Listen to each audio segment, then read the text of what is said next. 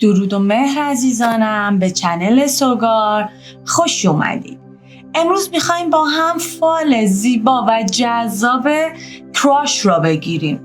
فال کراش اینجوریه که شما با خودتون میشینید آروم چند دقیقه فکر میکنید، به اون شخص مورد نظرتون فکر میکنید و کل علاقه و ذهنیتتون رو فقط لطفاً روی یک نفر متمرکز کنید و دلم میخواد این سوالا رو از خودتون بپرسید که احساسات واقعی اون شخص نسبت به شما چیه؟ آیا احتمال شروع رابطه بین شما و شخص مورد نظرتون وجود داره؟ و اگر شما اقدام میکنید، اگر حرفی بزنید، اگر پیامی بدید، نتیجه داره، به نتیجه مطلوب میرسید؟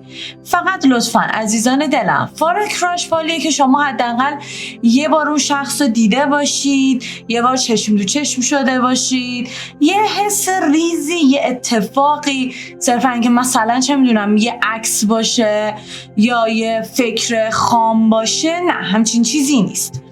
خب حالا دلم میخواد قشنگ به اون سوالاتی که گفتم توی ذهنتون بپردازید، قشنگ بهش فکر کنید.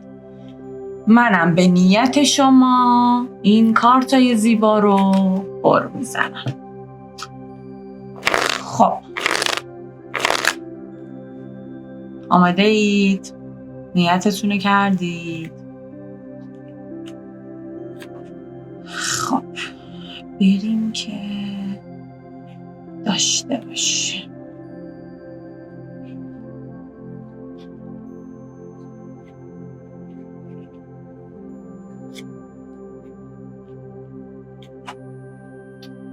اینم که تکنیت کراشه. خب اول دلم میخواد تکنیت کراش رو بهتون بگم. کارت 6 چوب دست به ما میگه که احتمال پیشرفت در ارتباط یا نزدیک شدن وجود داره. کارت 6 چوب دست کلا برای فال کراش کارت خوبیه، به ما انرژی مثبت میده، یعنی انرژی مثبتی بین شما و کراشتون در جریانه.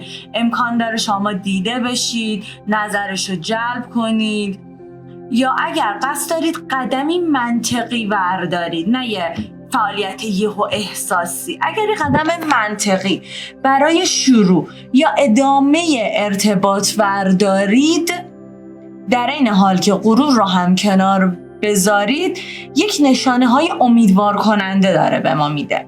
حالا توی فال کراش کارت 4 شمشیر که اولین کارت ما توی فال کراشمون هست به ما چی میگه؟ میگه یه آرامشی در جریانه، یه فرصت برای فکر کردن، یه فاصله افتاده، ولی نگران نباشید، این فاصله میتونه به نفع رابطه شما باشه، ولی سعی کنید که خیلی ادامه دار نشه.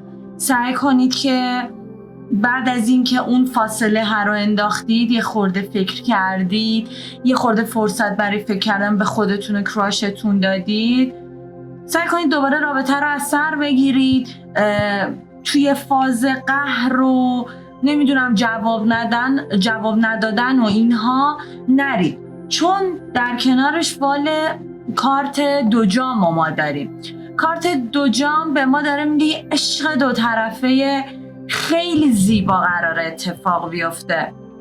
تفاهم، آشتی، علاقه متقابل، عشق یه طرفه نیست، یک عشق شدید و افسانه‌ایه برای ما. تفاهم داره، یک رابطه احساسیه برای ما، شروع یک اتفاق احساسیه، ولی سعی کنید که رابطتون از تعادل خارج نشه، یه وابستگی عاطفی خیلی زیاد براتون نداره، به ارمغان نیاره. یه خورده آرومتر پیش برید، یه خورده به خودتون فضا بدید، خیلی داستانها رو با هم قاطی نکنید که اگر همه اینها پیش بره ما کارت زیبای کائنات رو داریم. کامل شدن چرخ سرنوشت میچرخه، اتفاقات یک جا نمیمونه. رسیدن به نتیجه، موفقیت، پیشرفت رابطه. اگر رابطه برای شما تموم بشه، یک پرونده عجیب قراره براتون بسته بشه، یک مرحله جدید قراره براتون باز بشه. یعنی حتی اگر توی این مدت رابطه شما کراشتون به پایان رسیده، اصلا نگران نباشید. اون یه پرونده قدیمی بوده، دارید وارد یک مرحله جدید از زندگی میشید.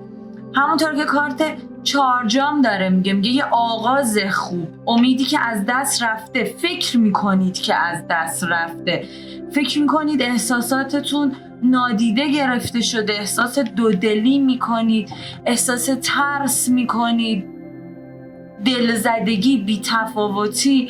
ولی نگران نباشید، یک عشق، یک آغاز، یک اتفاق بسیار خوب برای ما در جریانه. چون باز هم ما در کنارش آس شمشیر رو داریم، یک که به ما میگه یک حقیقت روشن میشه، یه گفتگوی صادقانه، یه شروع شفاف.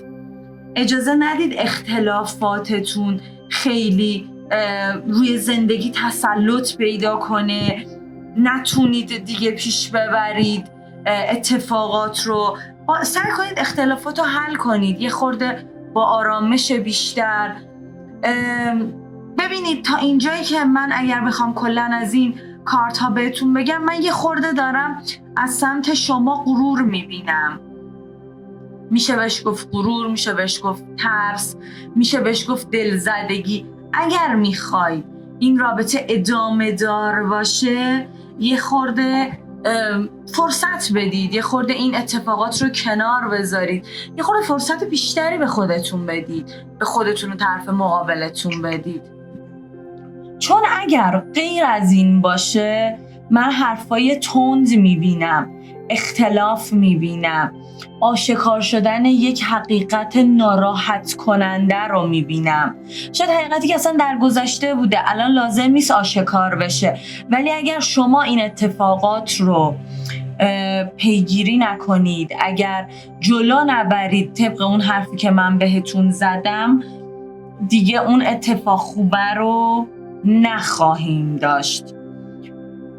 کارت دو چوب دست من داره میگه که همونطور که بهتون گفتم، تردید، تصمیم نگرفتن، دو راهی بودن، میشه نمیشه، اینا رو کنار بذارید. به آینده فکر کنید، به آینده رابطتون فکر کنید، برنامه ریزی کنید، تعامل داشته باشید، به فکر پیشرفت رابطتون باشید که اگر این اتفاقات بیفته، ما از اشتباهاتمون قراره یه سری درس‌های خیلی خوب بگیریم.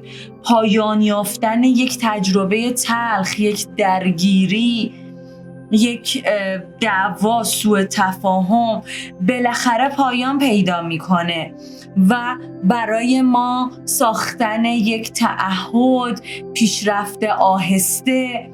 فکر نکنید اگر مشغلش زیاده، اگر تمرکزش روی کار زیاده، این کم توجهی به احساسات شماست. فکر نکنید رابطتون داره کند پیش میره. اصلا اینطوری نیست. اون داره تلاش خودش رو میکنه برای این اتفاقات. یه خورده اگر بخوام حتی کلی بگم برای عزیزان دلم، یه خورده بیشتر فضا بدید به رابطتون، یه خورده رابطه رو بهش فضا بدید، یه خورده با خودتون فکر کنید، با هم صحبت کنید، تعامل کنید. یک رابطه جوری جلو میره که شما بخواید براش برنامه ریزی کنید. تردید، شک، دودلی، اینی که حالا چی کار کنم، حالا فلش کن، باشه بعدم، باشه فردا، اینا رو کنار بذارید که اگر تمام این اتفاقات بیفته، یک اتفاق خیلی خوب، یک اتفاق خیلی جالب. تکنیتمون هم 6 چوب دست بود، پس اتفاقات قراره به خوبی پیش بره. فقط یه خورده همونطور که بهتون گفتم این اتفاقات رو انجام بدید و جلو ببرید. خیلی ممنونم که همراه من بودید. لطفاً لایک، کامنت، سابسکرایب چنل من یادتون نره. خیلی به من کمک میکنه، باعث میشه که فالهای بیشتر و زیباتری کنار هم داشته باشیم. خیلی دوستتون دارم. خدا نگهدار.